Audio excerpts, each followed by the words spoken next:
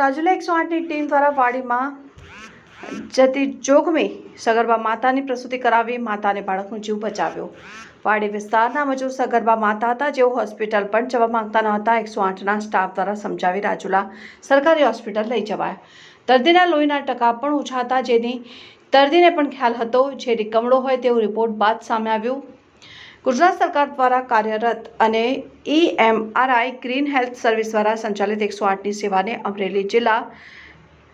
સાવરકુંડલા તાલુકાના ઘનશ્યામનગર ગામના વાડી વિસ્તારનો એક કેસ રાજુલા 108 એમ્બ્યુલન્સને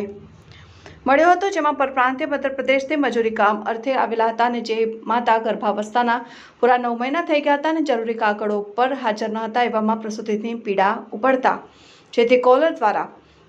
108 નંબર ઉપર કોલ કરવામાં આવ્યો અને આ કેસ રાજુલાની 108 એમ્બ્યુલન્સની સાંજના 6:11 કેસ મળતાની સાથે 108ની ટીમ ઘટના સ્થળે રવાના થઈ હતી અને જેથી 108ના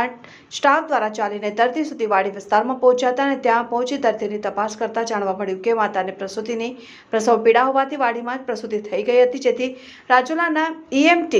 લાલજી વેગડ દ્વારા સ્થળ ઉપર બધી તપાસ કરી પ્રાથમિક સારવાર આપી, પરંતુ દર્દી આવી ગંભીર હાલતમાં પણ હોસ્પિટલ જવા માંગતું ન હતું, જેથી 108ના સ્ટાફ દ્વારા તેમને સમજાવવામાં આવ્યા અને માતાને બાળકને 108 એમ્બ્યુલન્સમાં લઈ જવામાં આવ્યા।